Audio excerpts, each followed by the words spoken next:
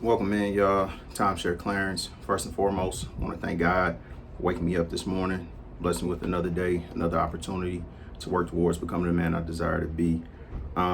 It's October 3rd, 2025, and this morning, I was talking to my sister, and it was overwhelming just talking about life, um, understanding that a lot of uh, a lot of people don't know a lot of stuff about me because I don't share it, which is ironic because I do this. But I really started thinking about of all the stuff that I share, all the stuff that I don't share, and the fact that a lot of the stuff that I don't share is really the stuff that like contributes the most to my perspective on life, my identity, my desires, all of that stuff. I talk about my faith at times, but I don't know that I talk about it enough. Actually, I feel like, I don't talk about it nearly enough. But it's there and it's always been there. So with that being said, that's kind of what I want to talk about this morning because I've said in the past that like becoming a father really made like it reinforced my faith. It really made me look at the dynamics of life and God and his impact and everything else. So when I do think about God, I think about him as like a parent. And so this morning I was just thinking about why I don't really like going to a lot of churches and why I don't really like dealing with a lot of what I would consider religious people. And I'm not putting that on anybody who has faith in God or like, but people that use religion as a divisive tool and use it to criticize people and be judgmental and all of that, even though that's completely the opposite of what is actually in the Bible and what is actually taught is, that you shouldn't judge people. So with all of that being said, just kind of wanted to talk about how many situations, I've seen God move in my life and why I don't really question God, why my faith never wavers, because it's a few people that, kind of told me that they admire that about me, that I never really get rattled. I never really worry about stuff. But that's why it ain't because of me. It's because of God. I pray for myself, my family and friends every day. And I know it's just a matter of time before I get what he got for me. And I also know, based off my experience, that all of the time he be having so much more for me than I want for myself. So it helps me to strengthen my relationship and my faith in God when I think about my position as a father and his position as my father, because it I don't question anything that I wouldn't do. I know if it's something I wouldn't do to my kids, it's something he wouldn't do to me. And if it's something that my kids got to go through to learn the lessons that they need to learn, they're going to have to go through that. No matter how much I tell them, no matter how much I want them to avoid it, like that's the flip side of free will. Is it doesn't matter if you're a creator. I was talking to my brother Devin, it wasn't too long ago, and we were talking about a conversation that we had over 20 years ago.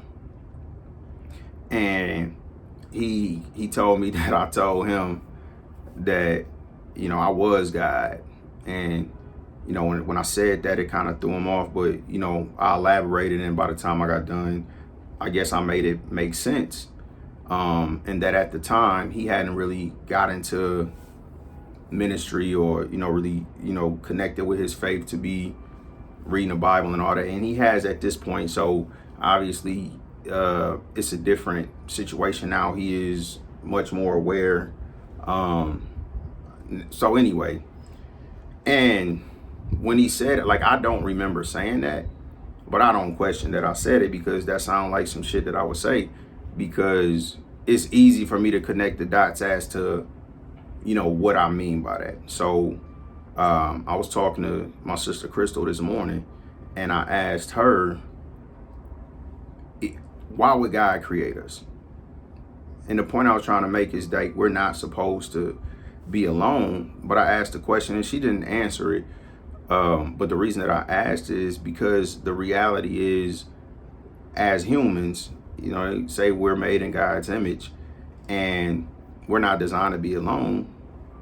Because if we were, we would have never been created, right? Because God could have did anything if he just wanted to entertain himself, right? But my perspective is he created us, and we're not designed to be alone because he didn't want to be alone. And a lot of people think some of the stuff that I think is crazy, but if it makes sense to me and he keep blessing me and moving in my life, hey, do what you do. But I'm just sharing my experience.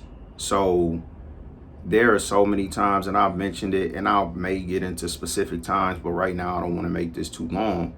But I've been redirected, like, from everything that I wanted to do to where I'm at, which puts me in a position to actually be better off than I would have been had I done the things that I wanted to do, or follow through with the plans that I made. And I can see, even if somebody would process some of the things that happen as negative, when I go reflect on it and look back, and I can easily connect the dots to, okay, that was God's redirection. And the vast majority of the time, whether it's a loss, like a loved one passing away, or a relationship ending, a job, whatever that I perceive as a loss because it's not part of my plan. So I'll run through some quick examples, and again, still try not to make this too long. First and foremost, probably, I wanted to go to the Marines straight out of high school. It didn't happen. My Uncle Keith passed, snowball effect. I didn't end up becoming a Marine, but I still ended up going to the military. The reason I wanted to go to the Marines was I wanted to go to the military so that I could retire early, so that I could retire in my early 40s, right? Have whatever money to take care of myself. Now, my plan didn't work. I didn't go to the Marines. I was definitely willing to give the military 20 years to get the benefits that I get, but that wasn't God's plan. So instead of me, I would still be in the military right now, according to my plan. I would still be in the military right now. And I'm sure if I was still in the military, I would be a different person. It probably wouldn't be a better person. It probably would be a worse person. And that's not to knock the military. I just know myself. And it's only so much stuff you could deal with before you stop caring, right? And I went through a lot of stuff in the military with my unit and in my relationship. So anyway, that wasn't God's plan. So for my plan, it was give the military 20 years so they can give me $4,000-$5,000 a month when I get out, right? But I only had to give him 5, and then he still blessed me with that anyway. Okay, and then after, it's a lot of stuff, jobs that I didn't take, situations. I was supposed to move to Phoenix. I ended up in Las Vegas selling timeshare. That wasn't part of my plan. Literally, like, all these different redirections. But I don't question him, but I haven't been expressing how much I realize he's responsible. I'm not responsible for any of it.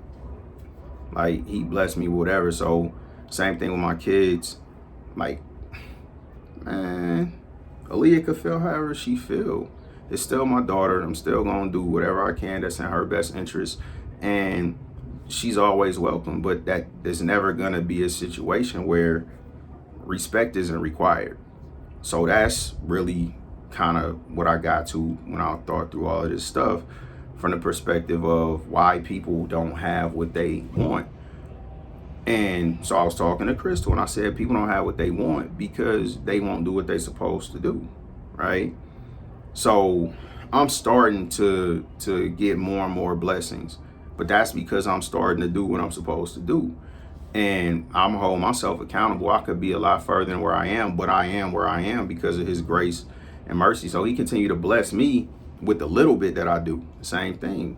Again, I'm gonna do whatever I gotta do for Aaliyah, regardless of what she do. But she not gonna be over here disrespecting me. And again, that's what it is. So now look at that. Like, how many different ways do people disrespect God? Right? So same thing. I'm not gonna be trying to be disrespectful to God, but then asking him for everything under the sun, because I'm asking for everything that I want. But it made me think about when my kids ask me for something. One, I can't do whatever I want to do. So from that standpoint, like instantly, you know, so if it's something that I can't do, I can't do it. But I don't believe there's anything God can't do. So that's the biggest difference right there. But through him, then anything is possible. But anyway, if my kids want something from me and they ask me for something, that's my first thought. Like, have you been doing what you're supposed to be doing? Whether I can give it to them or not, I still want them to hold up their end. And that's what I'm trying to express, that I feel like is really the disconnect between a lot of people and them getting where they want to be, and feeling like that their prayers are going unanswered and all of that. Like, look at what you're doing. Think about if literally your father was watching you, would you be, being disrespectful? And if you were being disrespectful, why should you get rewarded for being disrespectful? And a lot of behavior from a lot of people, I feel like it's really disrespectful to God. Most of all, just doubting him. Like, that's the most disrespectful thing you can do for somebody that basically is responsible for everything good in your life, responsible for you being here, and then, treat them like they don't matter or they don't deserve respect and acknowledgement or whatever. So again, the message in this is simply the way I see things as a father myself. That's the way I perceive things as a child to my father. So I see that he has put me in a position to be successful, the same way I want to put my kids in a position to be successful. The same way I want the best things for them, he wants the best things for me. The same way I'm willing to sacrifice my life for them, obviously, right? All of these things, and I don't need to go through the whole list, but you get the point. But what I'm not willing to do is allow my children to disrespect me. So I'm pretty sure that's the same way God feels. And when you look at your behavior, and that's not to say that you gotta be perfect, because again, respect is far from being perfect, right? My kids can make all the mistakes they want, disappoint, whatever, but they can't disrespect me. You can make the mistakes. That doesn't disqualify you from a blessing, but you can't be disrespectful to God. And if you don't know what that is, start with the stuff that you feel like would be disrespectful to you. How would you feel if the person you are responsible for and you taking care of and you raising, you making all these sacrifices and putting them in all these situations for them to win, and they ungrateful? So to me, that's the biggest thing. You can't be ungrateful for everything he blessed you. Why would I give you some more if you're ungrateful for what you got, right? And, give him his due, right? Respect him. Be respectful. Just be respectful. Acknowledge that he's responsible for, what he's responsible for, and be humble, right? Be loving, care about your brother and sister, right? As we tell our kids, don't fight with your brother and sister. So I don't want to ramble. I'm going to cut this right there. But long story short, that is like what's burned into my head this morning is people don't have what they are asking for because they refuse to do what's required to get it.